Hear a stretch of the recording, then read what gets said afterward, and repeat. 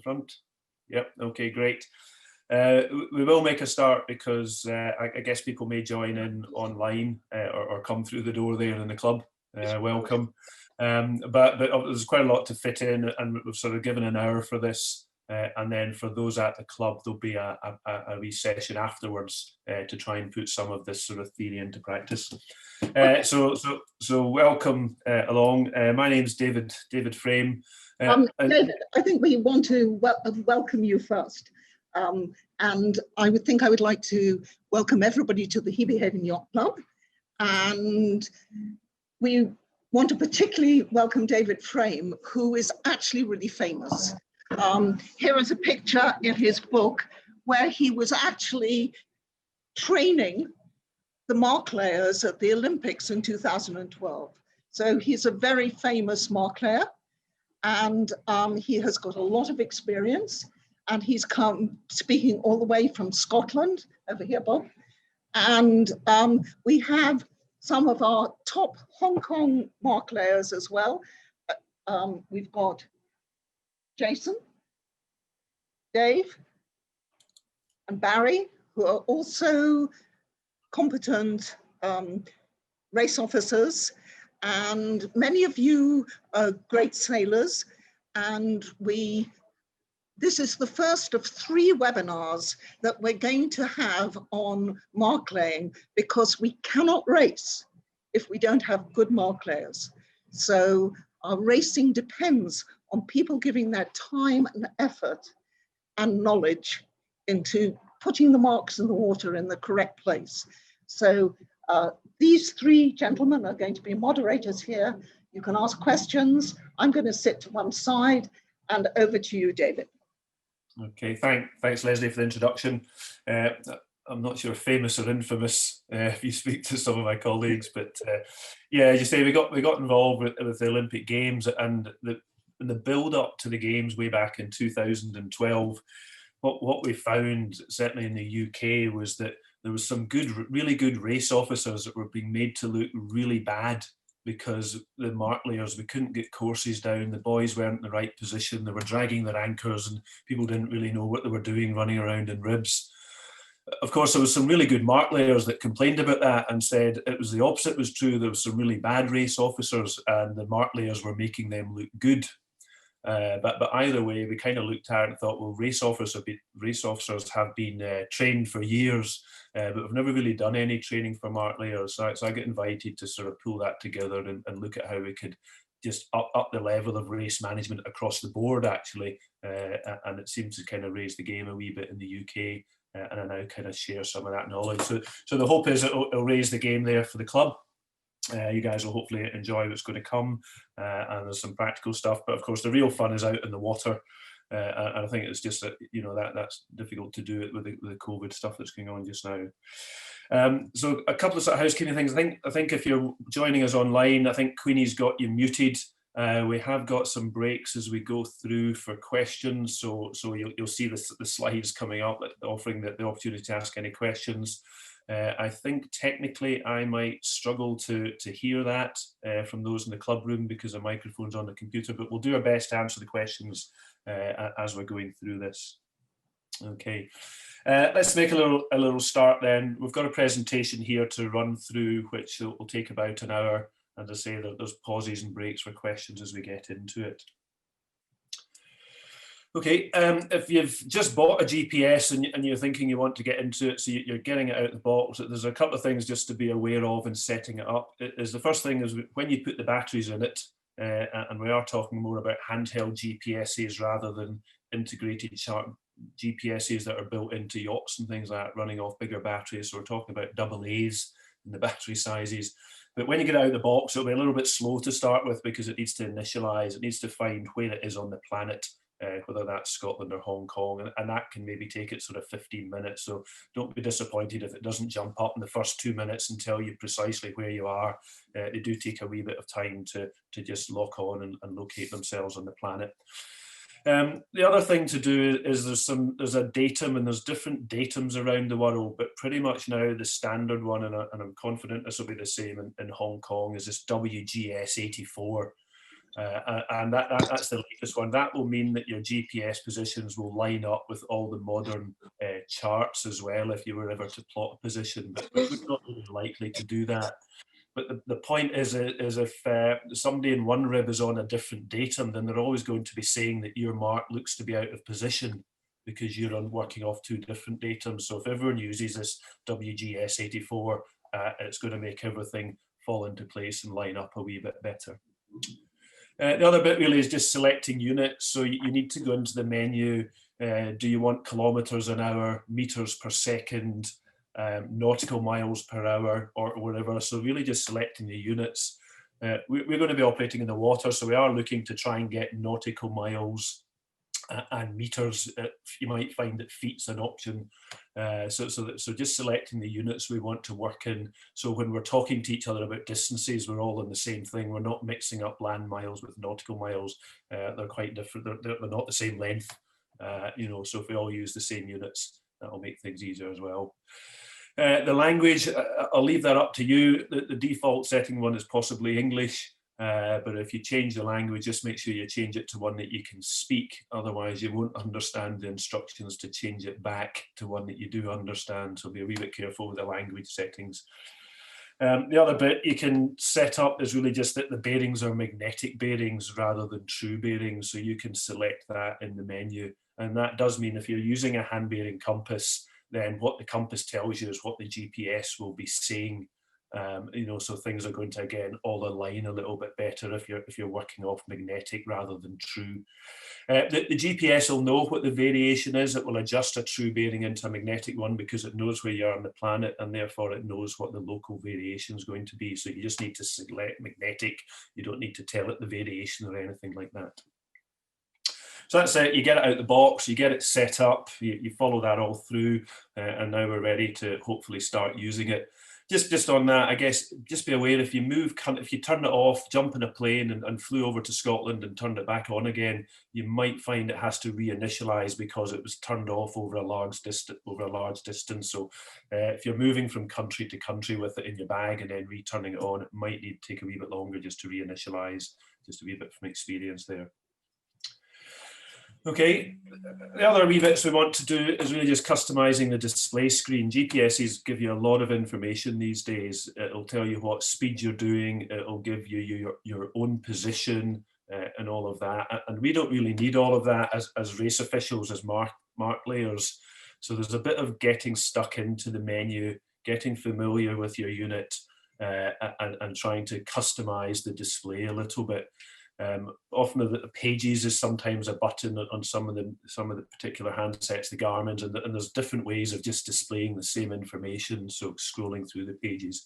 But the bits there in green, so all we really need as mark layers is really a bearing to a waypoint and a distance to a waypoint. Bizarrely, we don't need to know where we are, and we don't need to know how fast we're going, and we don't need to know what altitude that we're at. So all of that information, if that can all be taken off the screen, that's going to make things a little bit easier. I think I have to be honest and say that's just going to involve you getting if you've got your own hand unit, is just getting it and having a play around in the menus to work out how to do that. The principle's the same. Individual sets and units will have their own menus and different routes to achieve that. So there's have a play with them and just see what you can come up with. So what we're looking for to have on our screens is the key information is a bearing to a waypoint and a distance to a waypoint. In terms of race management, if you've currently used GPS for navigation, either in your yachts or your power boats and things like that, what you tend to do is you navigate to a waypoint. You put a waypoint in and then it will tell you how far you've got to go and in what direction it is. And as when you drive towards it, you'll see the distance counting down. And then when you arrive, quite often it will come up on the screen and say arrived at waypoint. If you use several waypoints, then you arrive at one waypoint and then you go to the next one. That's what we call a route. It's really a breadcrumb trail, and you follow that in your navigation, and you can use it again and again. We don't do that in race management. We very seldom would go to a waypoint. Okay, so that's a sort of fundamental difference between kind of navigating and actually what we're going to be doing with our GPSs. So what we do as race management people is we've got to put these race marks out there on the water. So we put in one waypoint and then we drive around the waypoint to find predetermined bearings and distances for the race mark position. So we don't actually go to that waypoint. We drive around it and we look at our screen and it will tell us what the bearing to the waypoint is and the distance the waypoint is. And that means that we need some bearing and distance tables to help us position where these race marks are going to go out there on the water. Or it might be that the race officer gives us a bearing and distance, you know, so for example, on the start line, the race officer, when he's got his committee boat anchored, they might say, can you go 100 metres and he'll give you a direction, whether it's a compass bearing or he might just say 90 degrees to the wind, 100 metres away from me and set the pin end of the start line. So it could be information from the race officer that we then use the GPS to measure the distance, and we can measure the angle back to the race officer on this committee boat, and there's some tables there to help us as well. And we'll come on and have a look at these in a minute or two. There's two widely used ways to save waypoints. There are other ways of doing it that are a little more complicated, but quite frankly are of little use to mark layers. And the two main ways that we're trying to get you up to speed with doing is that you input a given latitude and longitude as a waypoint. So somebody gives you a position and you effectively type that into your GPS because you're not at that position, you're somewhere else out on the water.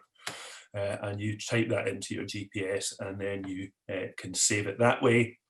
Or the other way to do it is you can actually save your current position in the rib with your handheld GPS.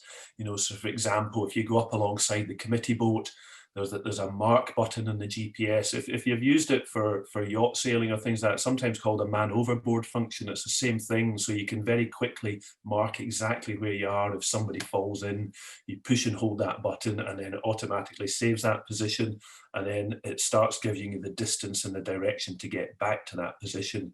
So in a man overboard situation, that's quite useful because your GPS is telling you you've still got 50 meters in what direction they're in. So we can use that function.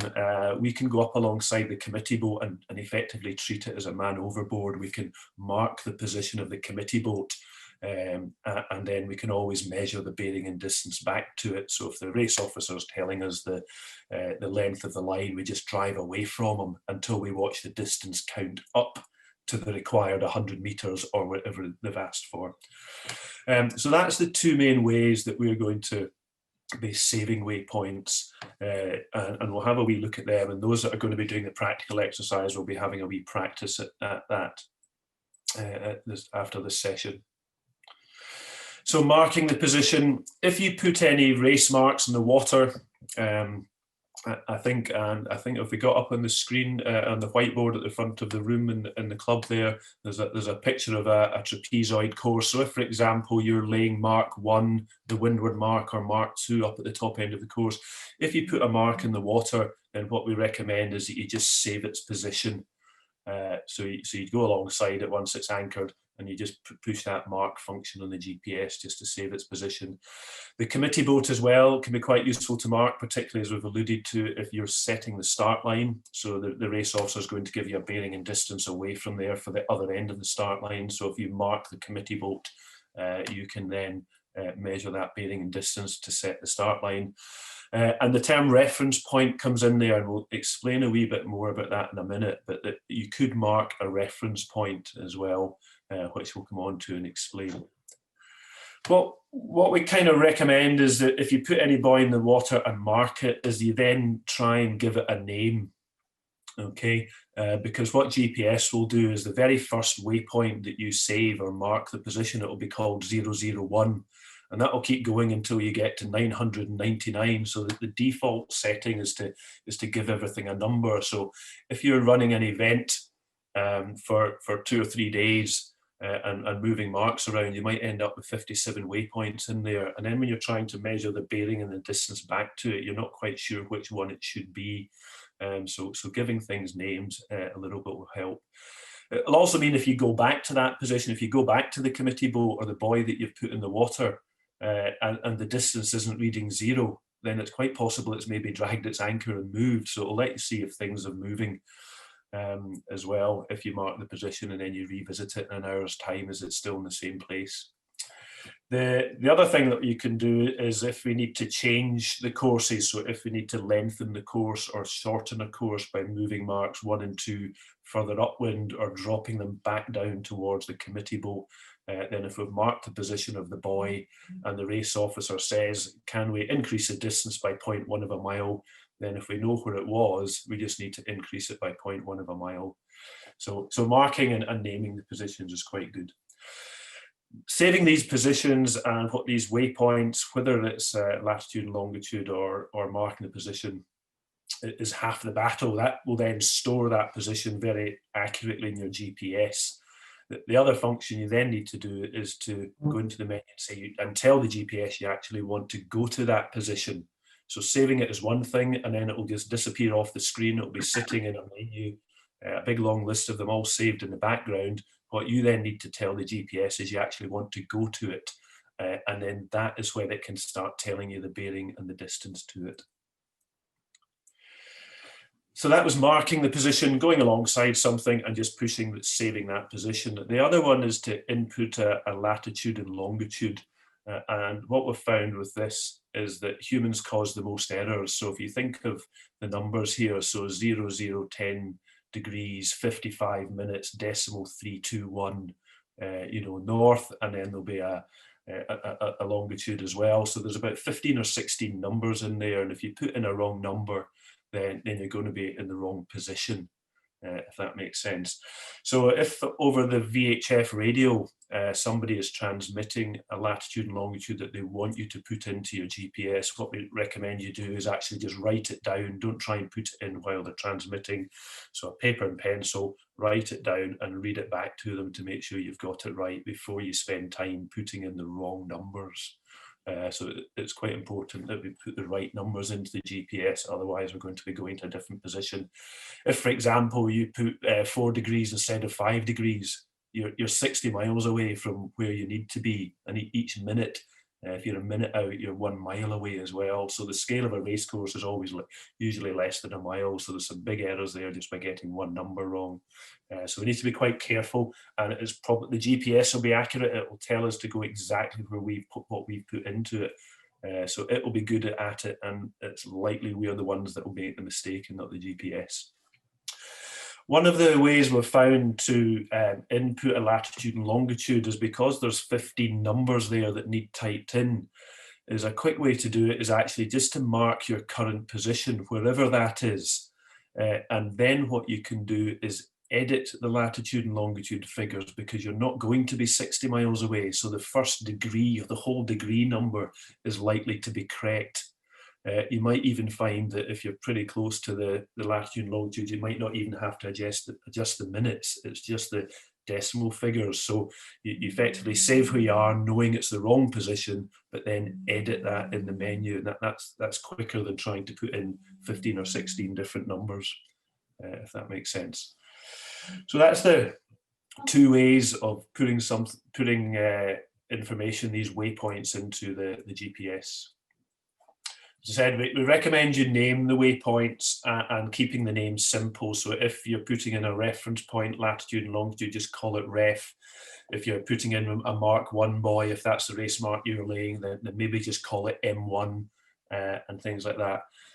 Something that's going to work for you, so you can work your way around, because when you then want to go to a waypoint, and the list of waypoint comes up, if you can see it's M1, M2, M3, then you know what marks it is it's talking about. If it's just called 7, 8, and 9, because it's allocated a sequential number, then you're not necessarily going to know what they are.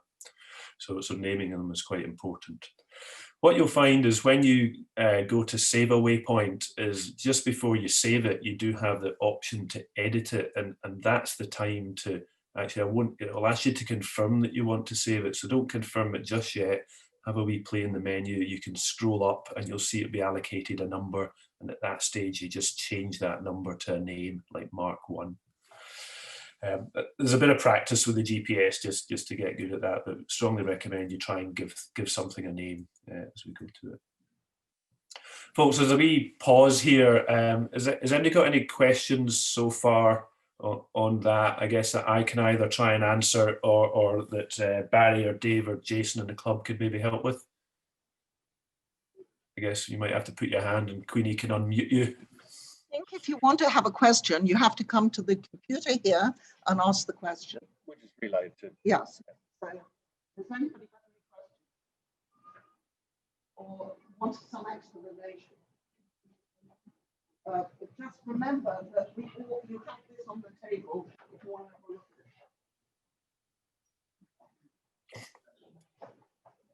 at it. Okay, I'm not seeing any questions. That means either this has been really well explained so far, or folk are too frightened to ask. Okay, I think we'll move on then.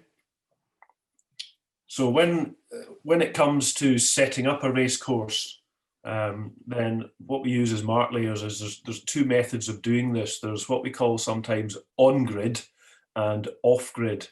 And on-grid means we're going to be using a reference system, and we'll look at that in a wee bit more detail, but really the position of marks on the race course is relative to a fixed reference point.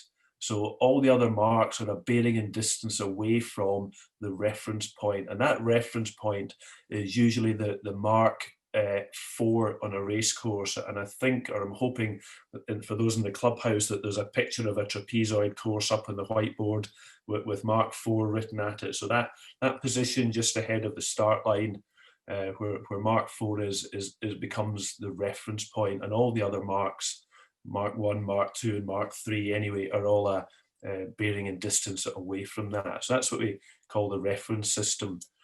The other technique that we need to be able to use is what we call a daisy chain, or sometimes we talk about it being off-grid. The grid will become a wee bit apparent in a minute or two. So the daisy chain technique really means that the position of the mark is related only to the previous mark. So for example, the start line is, the other end of the start line is set by daisy chaining. Its position is relative to the committee boat. So if we know where the committee boat is, then we can set the pin end of the start line. Okay, it's not dependent on where mark 4 is, the reference point. And similarly, the finish position on a race course. So on a trapezoid course at mark 3, at the leeward end of the outer loop, hoping you can see that on the board, that finish position is daisy chained from mark 3. So once mark 3 is in position, the finish boat can then find its position. It is not based on a reference point. So we need to be able to use sort of both of these techniques, really depending which mark we're going to be setting. Both of them involve using your GPS to get bearings and distance. Okay. Quite often what we do is we set up on grid and then we end up working off grid with that in terms of these techniques. So here is, and I think this is hopefully similar to what we're looking at on the whiteboard in the clubhouse. There's just to get familiar with the trapezoid course. So we have the start line on the right. We have between 4 and 1, it was what we would call the inner loop, and quite often it's effectively just a windward leeward course, and sailors are going to race up and down there after starting. And then between 2 and 3 on the left-hand side is what we would call an outer loop, and there could be a separate race going on there with sailors beating and running up and down on the outer loop. So it's 2 windward leeward courses that only needs 1 start line and 1 finish line, so it allows 2 races to happen at the same time effectively. And that's what we're basing this on. And the premise is if we can set this course up on our GPS, then every other course is going to be much easier, because this is about as complicated as it gets in terms of course configuration, these trapezoid courses. So we can see what's happening. You can see the start line, and then 3 to the finish line is over on the left-hand side. So the inner loop is what we would call 1 to 4, and the outer loop is between 2 and 3. So effectively 2 separate racetracks sharing the same start and the same finish. There's 2 simultaneous races going on. Okay, so the reference point system. So the main course marks are based around a waypoint, which is really the mark 4 position. Okay, so if we know the latitude and longitude of mark 4, and we happen to be the rib that's laying mark 2, then we know that there's a bearing and a distance back to that Mark 4. Or similarly, if we're laying Mark 3, then there's a bearing and distance back to Mark 4. Same with Mark 1, there's a bearing and distance back to Mark 4. So if we know the position of Mark 4, we're driving away from it. We probably won't even go to it. We'll never go there if we're at the windward end of the course, but we need to get our GPS bearing and distance to line up so that it's going to be reading correct. Yep, that's really the reference point is all based onto that. So that is, we set up on grid. So here's what we mean by on grid. Okay, this is the grid of numbers, and I think there in the clubhouse, you guys have hopefully got copies of this scattered around the tables, just to help me explain this, and so you can see it in front of you as well. And it's really just like a big sort of Excel spreadsheet with rows and columns. If we look at the rows across the top, first of all, you see it's got course axis 4 to 1. And again, if that helps you to look at the picture on the whiteboard in the club, so that's the inner loop, so that's going 4 to 1 is from the bottom to the top. And then it's also got 3 to 2, so that's on the outer loop, and that's from the bottom to top. But then it gives you the reciprocal bearings, it gives you 1 to 4. So if you're looking at Mark 1, so that column there, so we can orientate ourselves around. It also gives you the bearings from 4 to 2, the bearing from 2 to 4, so again a reciprocal, what the bearing should be from 4 to 3 or 3 to 4, and it also tells you that the start line things there. The sheet's split into 2 halves, so if we look at the course axis column, the black numbers in bold, so really every 5 degrees of the compass, so from 0 from north all the way around to sort of 360 degrees, you'll see, so it goes 0, 0, 0, 0, 5, 0, 10, 0, 15, so that number goes all the way down to 175. And then it just continues down by looking at the other half of the sheet. At the top there is 180, and it goes all the way down to 355. So what we're looking to do is, let's just call this the wind just now for simplicity. So if, for example, the wind is from the east, so from 90 degrees, then at the highlight there on the screen will show you if you follow across. So if you were setting Mark 1, so Mark 1, the bearing down to Mark 4 to the reference point should be 270 degrees. Yeah. If you were setting Mark 2, then the bearing from Mark 2 to the reference point, to that Mark 4, should be 231 degrees. So that's what you're looking. So when you put your latitude and longitude into your GPS for the reference point, and then you push go to reference point, then what you're looking to drive your rib until that, if you're doing Mark 2, it's reading 231 degrees. So you're the right angle away from it, if that makes sense. You'll also see the other numbers there. So, yep, go on. We just pause just to see if everyone's following what he's talking about. Would you like a very brief tutorial? Okay. Okay, David, do you just mind if I give the audience a brief tutorial on the whiteboard here to follow exactly what you're talking about, so it'll just make it easier for them to tune in? Yeah, absolutely. No, that'd be great. Okay. Let's take a step. So you're looking at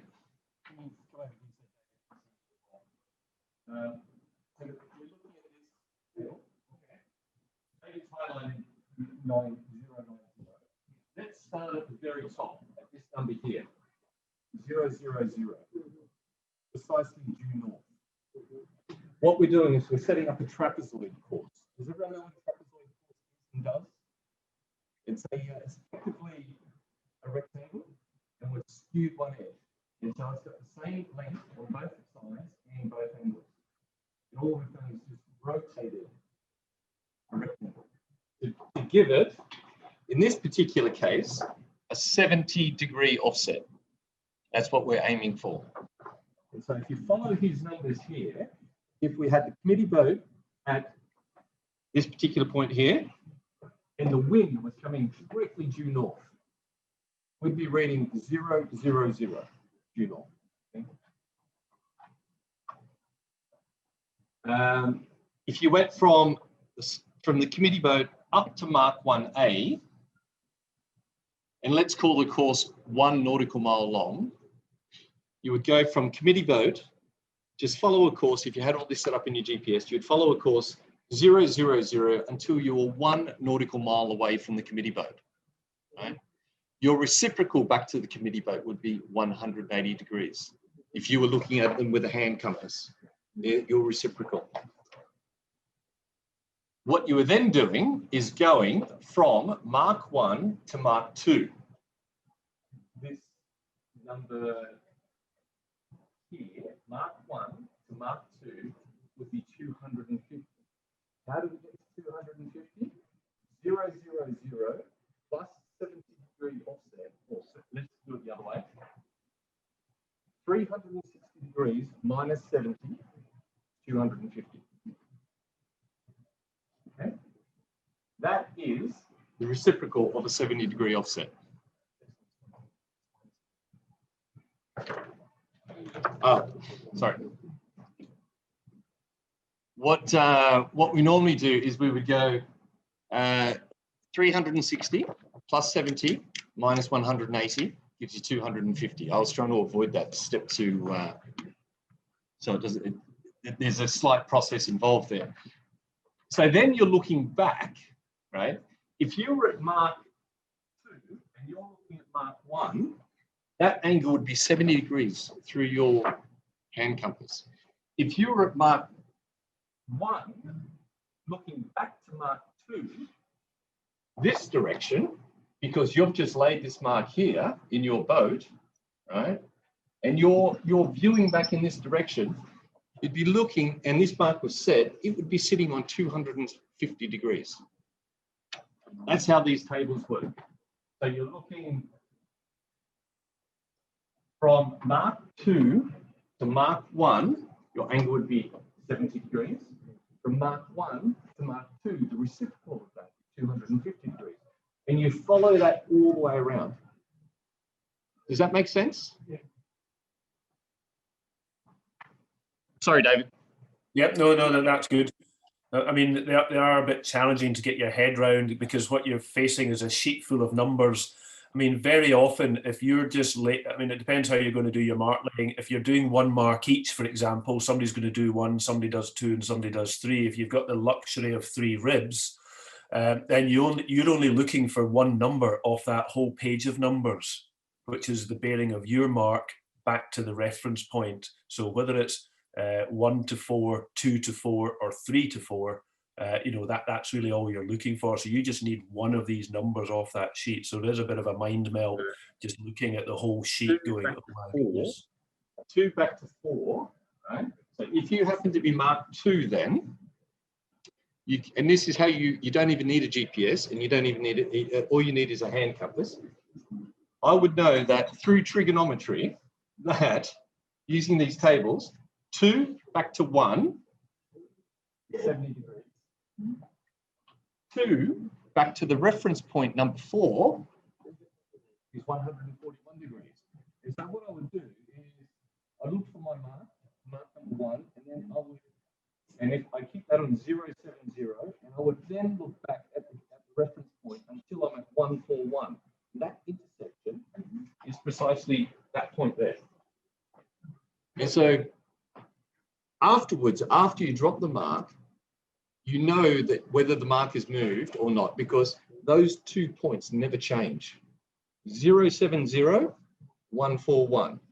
This is my, just like you do when you do a triangular reference on a navigation chart. Those 2, that intersection point there is where the mark lives. It will be precisely whatever course distance that happens to be on this particular chart. Always works out to be the same. It's just trigonometry like you would do in high school that we've all forgotten. It's written for you, yes. Well, yeah, you don't have to do trigonometry because I can't do trigonometry.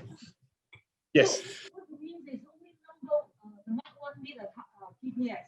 The rest of them can use the compass, is that right? Yes, exactly. So that's a very good point. So all you really need to do is have all you really need to do is have a bearing and distance to waypoint, exactly like David said before.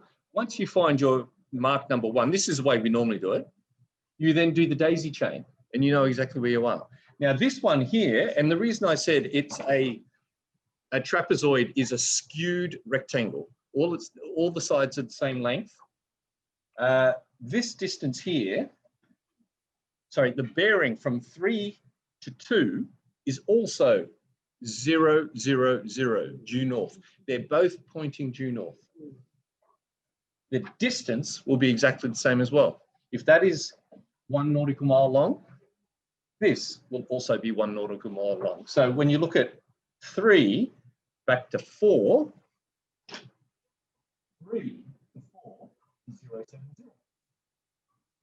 0. 2 to 1, 0, 7, 0. So if I drew another line here, and you had a, what do you call it, a thing to read angles, it would, a protractor, that would both be 0, 7, 0. And the angles, if there was another, if you kept on drawing that line down here, you would have, all the angles would be exactly the same because it's just a skewed rectangle. Does that make sense? Does that kind of demonstrate how all this kind of fits into place on that?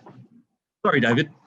Yep, no, that's fine. And I mean, the next couple of slides might just help a wee bit more on that. Barry. Okay. And I guess, I mean, I'm guessing because I can't see the whiteboard, but I know that I think we've drawn the north as being the top of the board. Would that be correct? Right. Yeah.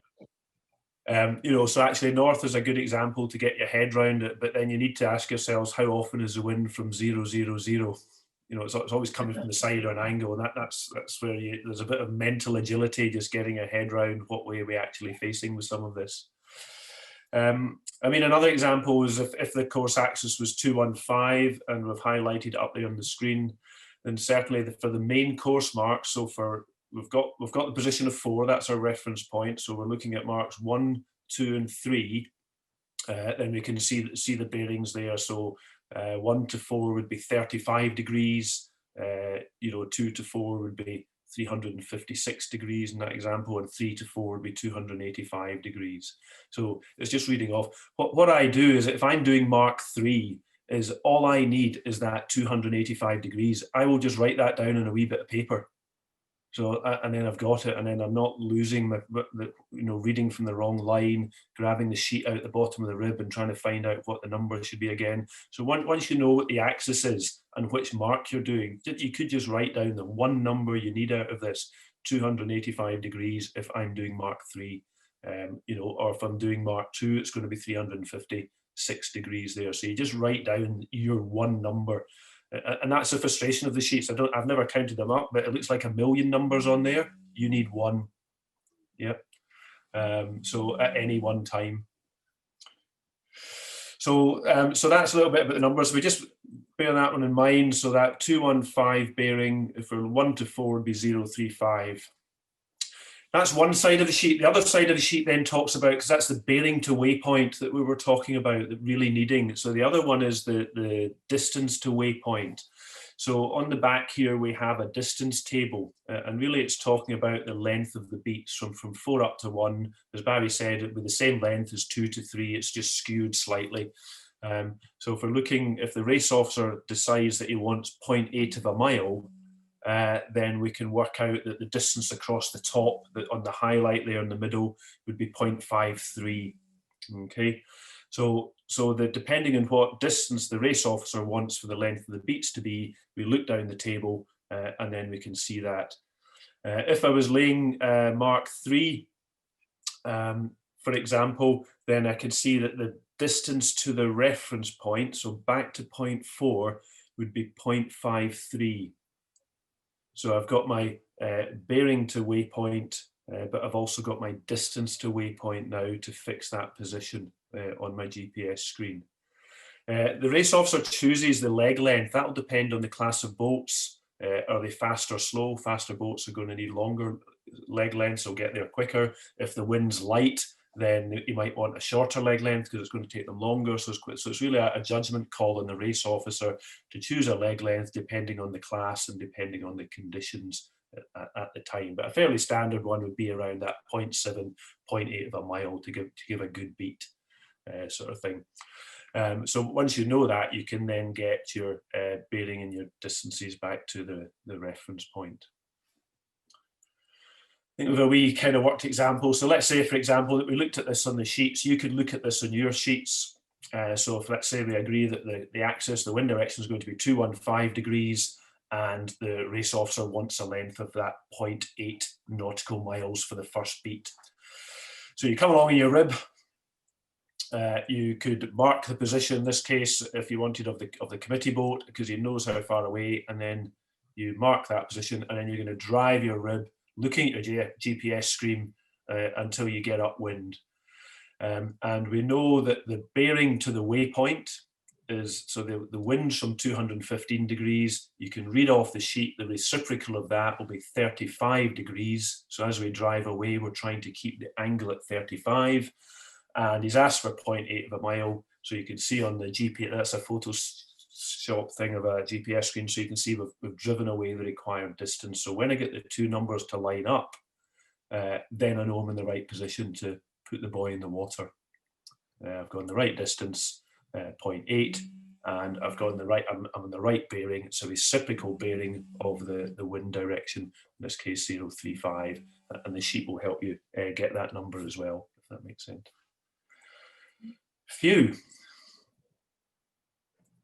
Okay, just in terms of getting the reference point, how do we know where it is? If the whole course and all of these tables, that grid is all based around the reference point, how do we actually get it? It's most common for whoever's going to be laying Mark 4 to just get the reference point. That the race officer themselves, they don't really go there. They've anchored their committee boat. They're not at where that Mark 4 is. So they anchor the committee boat. And then typically what you're looking to do, if you're the person that's going to be laying Mark 4, is go halfway along the start line and about 100 meters or so upwind. And if the race officer wants that further or less, then he'll let you know. So the rib driver, you drive halfway along the start line and then you drive about 100 meters upwind. And then you can just save that position, and that latitude and longitude is what the rest of the mark layers need to orientate the course around that trapezoid course around that position. Okay, so the person, that the rib that has got the reference point here, by doing that, is probably then going to have to get on his radio and transmit the latitude and longitude. So they themselves have saved that position by marking it on their GPS by holding the mark button down. But the others who aren't going to come here, they're outside doing some wind readings, they're upwind, they may be doing other things. So they're going to get that position transmitted to them, typically over the VHF radio. So that's how we get the reference point. Because of that, you then need to just think about the radio procedures as to how you communicate the reference point. If you just start reading it out in the radio, you're going to read out 16 digits. It's a latitude and longitude. Then it's unlikely people are going to be ready to take that down. So we've sort of developed some techniques of sort of standby warning to receive the reference point. And then we had the Mark 1 rib would come back as first saying Mark 1 ready, then Mark 2 would come on and say Mark 2 ready, and Mark 3 would come on and say Mark 3 ready. So we're making sure everybody's now, what we mean by ready is of a time to get the papers and pencils out, and they're now ready for the position to be transmitted. And once everybody confirms they're ready to write it down, then the boat down at Mark 4 that's got the reference point would then transmit the latitude and longitude of the reference point around the team. Okay, so it's worth getting that bit right. The trouble with a reference point system, if somebody's working off a different reference point because they've got a wrong number, then the course configuration is not going to be what you've drawn in the whiteboard. It's going to be something different. Okay, so it's critical that we're all working off the same reference point. Okay, as I said earlier, if you're a degree out, you're 60 miles away.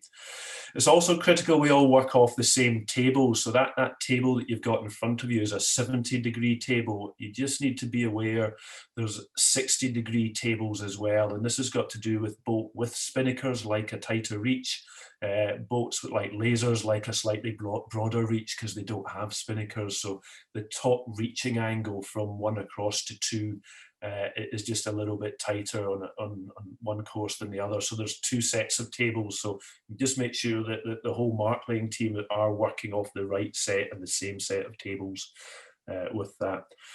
It's also critical that we all work off the same axis. So if you're picking up the wind direction as being from the north and somebody else has got it from 10 degrees, then they're reading a different line from you on that grid. And obviously then the course itself is going to become skewed. So we need to make sure we're all on the same axis, we're all working off the same wind direction. And it might be that's not the wind where you are, yours is just a little bit different. So we try and take an average wind reading over the whole course. So don't worry if it's 5 degrees, not quite what you're getting, because it might be as an average over the race course. So we all need to be in the same axis, we all need to be on the right 70-degree tables. And we all need to be in the same reference point if this is going to work. So there's a few areas there where this could go wrong, so please be aware. Okay, a lot there, folks, to take in, and thanks for Barry kind of stepping in with that. Is there any, we pause if there are any questions for those in the room? We have one question, David. Yeah. I'm sometimes a race officer, and very often in Hong Kong, the last thing I do is set the start line. So if the start line's not set, and you said you wanted to set the reference point from midway along the start line and up to the number 4 mark, I mean, how do you do that if there's no start line? Yeah, I mean, if the start line's not in, hopefully we've got a pretty good idea of where the wind's coming from. So we can do a rough estimate as to where it's going to be. I mean, if in doubt, you could go 120, 130 meters upwind. So that there is a way of doing that. I think maybe the tables as well, that there's a signal, there's a bearing from the committee boat to the reference point as well, but that can be a little bit trickier to do for practical reasons. So yeah, I get what you're saying. If the start line's not in, how do you get the reference point? It's probably going to be a kind of best estimate, because the whole course is kind of pivoting around the reference point, really. So there should be room to do that. If in doubt, put Mark 4 further upwind. So if the start line's not quite where we thought, then it's still going to be clear. As long as it's below the gate, it won't really matter, below that Mark 4 position.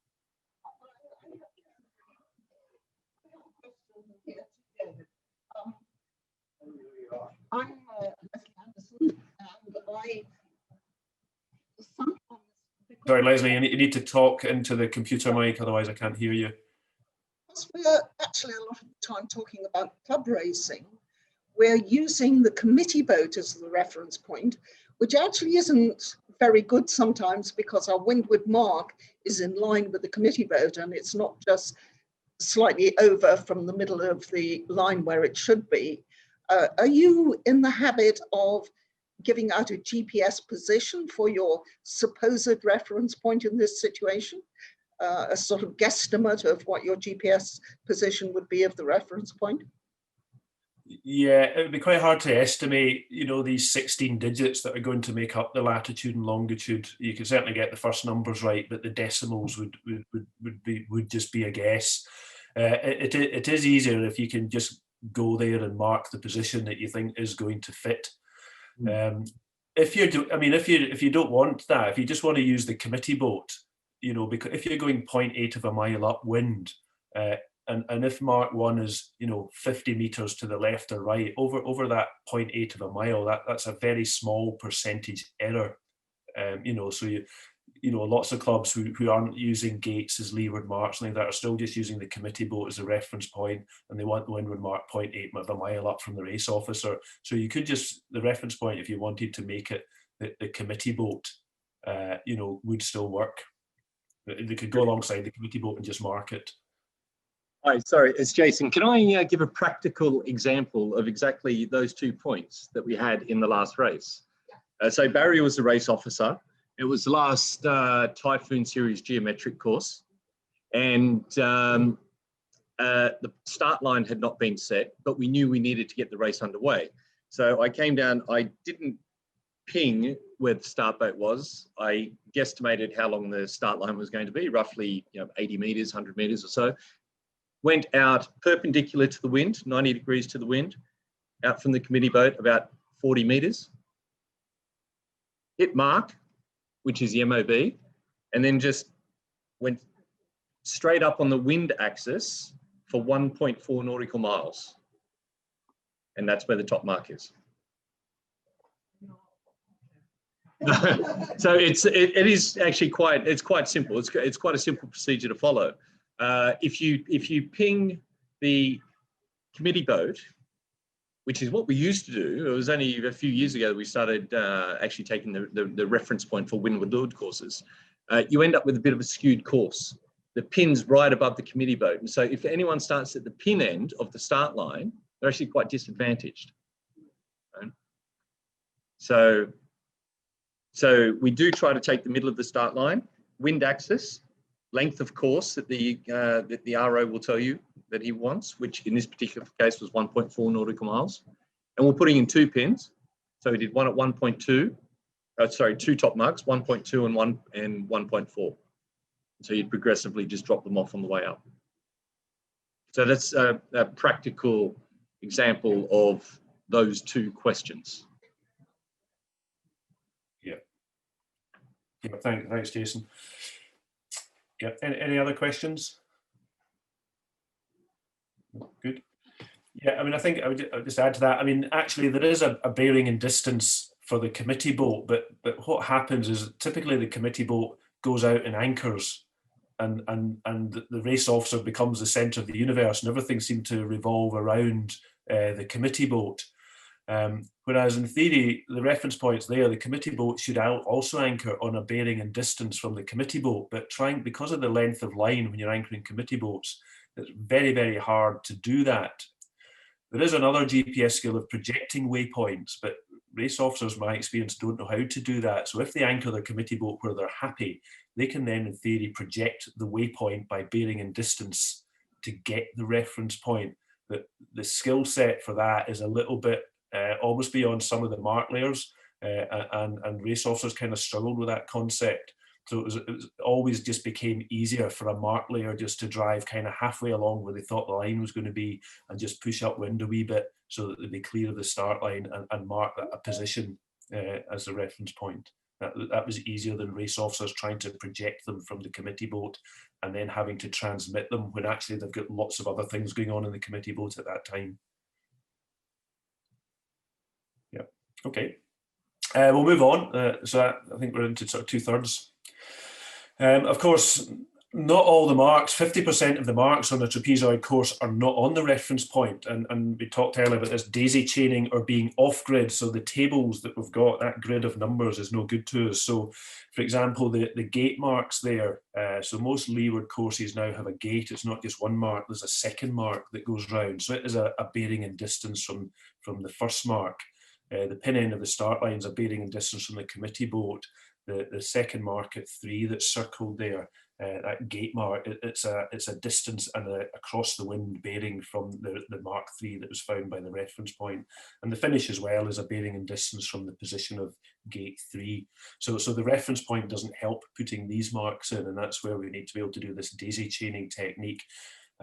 Like that. So for example, to do the start line, you go alongside the committee boat, you mark where it is, and then you drive the right distance and bearing away from it that the race officer is going to tell you. So the daisy chaining, that off-grid is really where the position of the mark is related to a nearby mark or a nearby position, and that's really what these arrows are trying to sort of show there. So we need to be able to do that as well. Just come back to that one.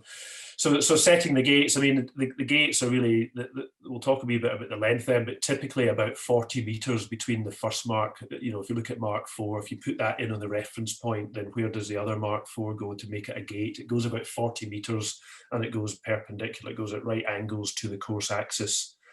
So you can get the bearing off the sheet, you can work out what right angles to the course axis is, but it doesn't give you the distance off the sheet. So if you're looking to 40 meters, you go alongside the first mark, you mark it in your GPS, and you drive away on it in the right direction until your distance is counting up to 40 meters, and you drop the second mark in. So that's what we mean by that kind of daisy chaining. The finish boat as well, it goes a set distance and angle away from Mark 3, and I think that information is on the table. But the point is it's daisy chaining. It's from Mark 3. It's not from that reference point back at 4. So you need the finish position can't be set up until the Mark 3 buoy is in the water. Because there's nothing for them to measure their distance and bearing away from. So that the mark at 3 has to go in, and then they can measure their bearing and distance away from it to start setting the finish up. So we can see that this on-grid, working off the tables using the reference point, and then working off-grid to set start lines, finish lines, and gates are all going to be necessary. So the start line would be a daisy chain technique. Mark 4 would be a daisy chain that's from this going along the start line and 100 meters upwind. So once we know where that is, marks 1, 2, and 3, the main course marks, if you like, they're going to be done on the reference point. And then the additional, if we're having gates rather than just a single leeward mark, then they're going to be set up by daisy chaining off of the existing mark that's there. And the finish is set up by daisy chain. So we need to be able to understand and apply both these on and off grid techniques, this reference point technique, and also the daisy chain technique to set up the course. Okay, any questions on that? No, okay, looks good. Just conscious of time as well. So just moving on. With all of these using the GPS, and you can very much end up with your head down in the boat. Okay, so don't be afraid just to do a wee reality check, you know, maybe before you drop the anchor and the buoy in the water, because if it's not right, you're just going to have to pull it back up again. So just that wee pause before you chuck all the anchor in.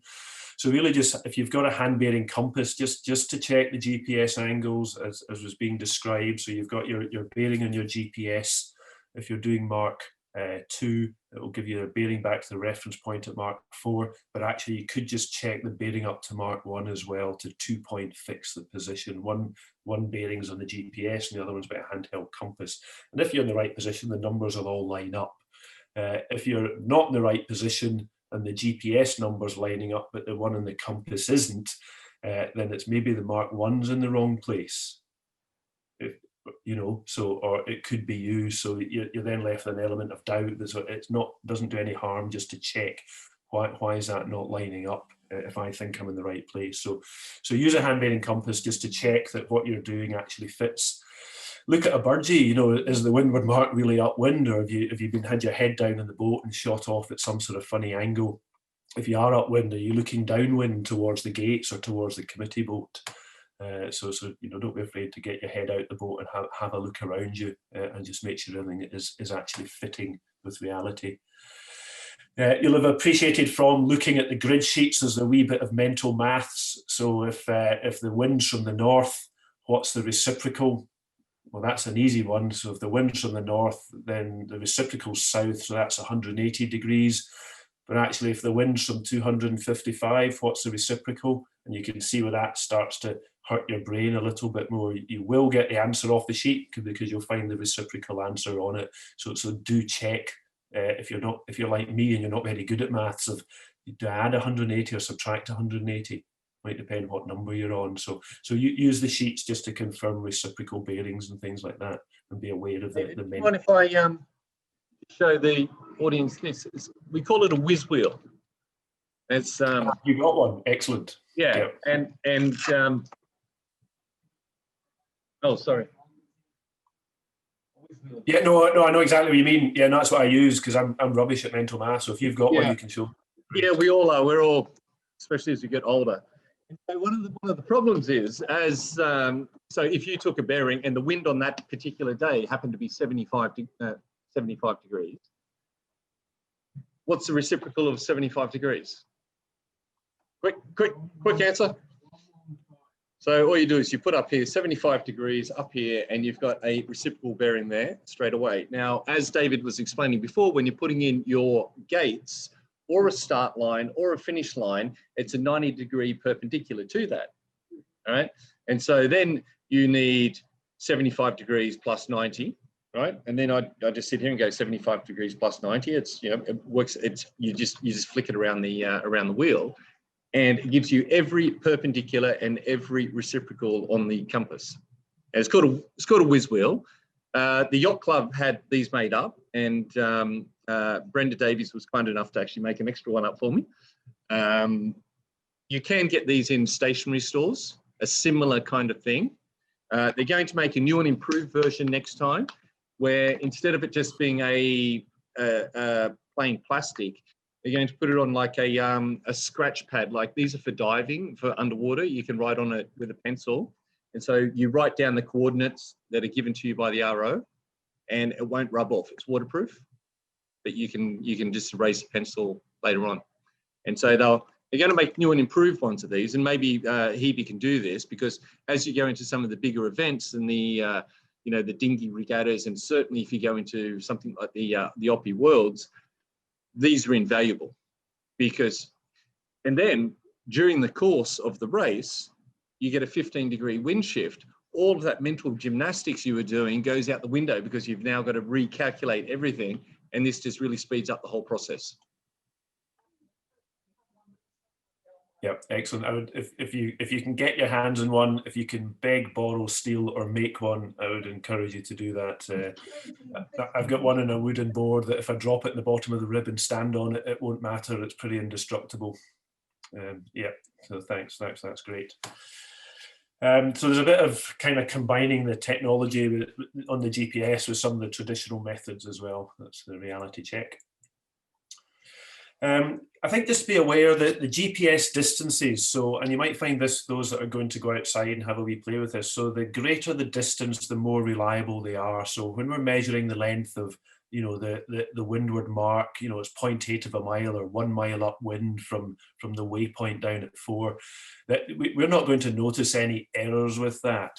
When we start measuring at 40 meters between 2 gate marks, for example, so we're trying to put the second one in and drive 40 meters away, the percentage error is bigger, because we're working, you know, we're kind of micro working now rather than over a large scale. We're down to meters, and the accuracy of the GPS is within a few meters, which means if we're working in meters, it's going to be a few meters out a little bit, and there's not much we can do about that.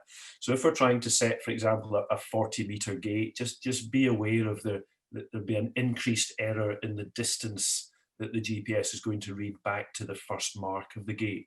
So use your eyes, you know, 8 boat lengths. So if you're driving a 5-meter rib, does it look about 8 boat lengths? Does it look right before you put the second mark in? You know, so again, it's just that reality check. Get your heads out the boat. Don't become too fixated on your GPS screen. You know, does it actually look right? And encourage you to do, particularly for things like the gates. Start lines aren't so bad, because you're now stretching out to maybe 80, 90, 100, 120 meters. So again, the error is now getting reduced and reduced because the distances are getting greater. But particularly with the gates, with that sort of 40, 35 meter lengths that the race officer might ask for, then just be aware that of the percentage error can creep in with that. David, on the distances between marks, we also normally use a rangefinder, which is quite good. It is more accurate than what the GPS is, just because of the satellite signals. They are supplied sometimes, but quite often not. But if it is supplied within your mark box, it makes it much easier for the start line and all the gates to be set. So that's the box that needs to go in. Excellent, luxury. So if you've got a rangefinder, that's the answer really to get away from that GPS error. I didn't mention them simply because they're quite expensive, and not a lot of people have them. They're actually designed for golfers to measure the distance between holes and the distance to the flag, so they know which club to choose. So they are sort of weatherproof. They're not specifically designed for mark layers, but they do work really well for setting gates. Yeah. I think we shouldn't have 40. Yeah, we should have maybe 40 meters in our line for the gate, because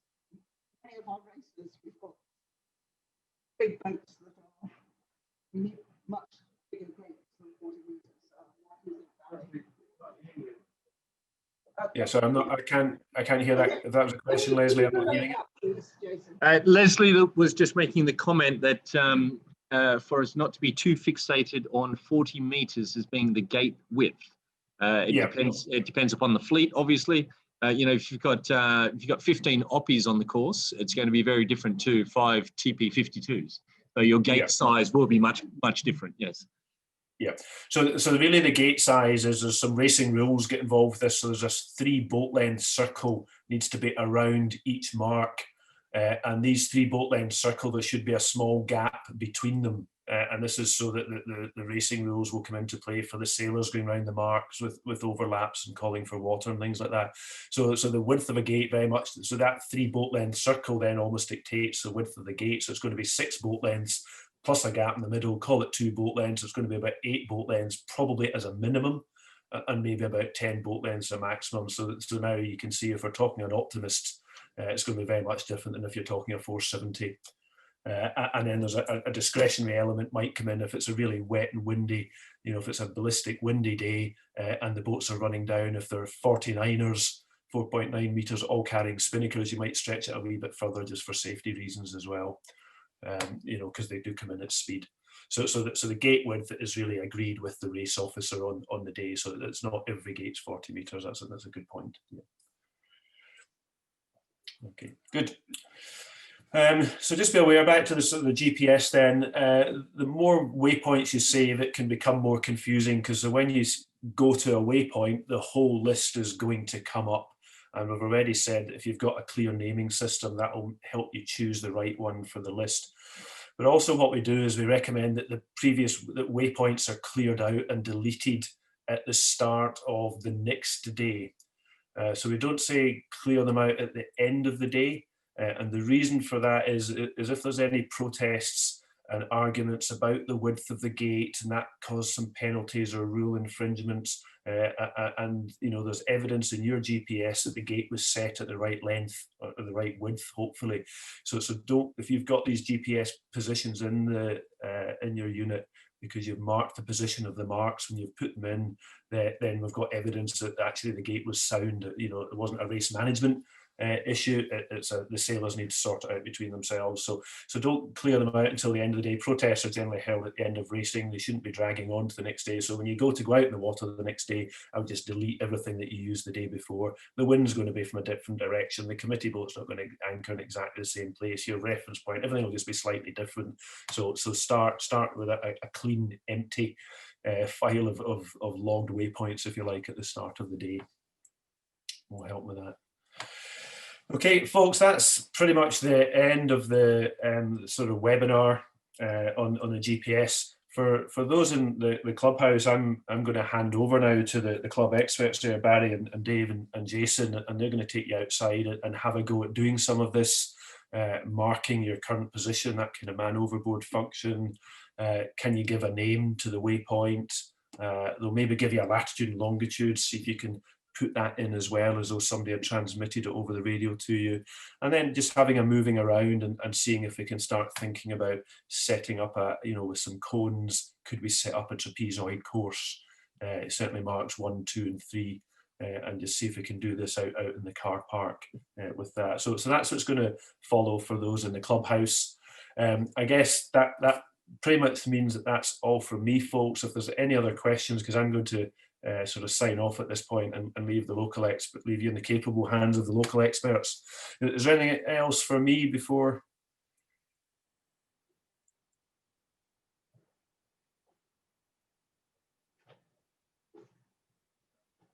I'm not sure there's a lot else for you to do. I want to thank you very much for giving us this webinar, and we're really looking forward to the next 2.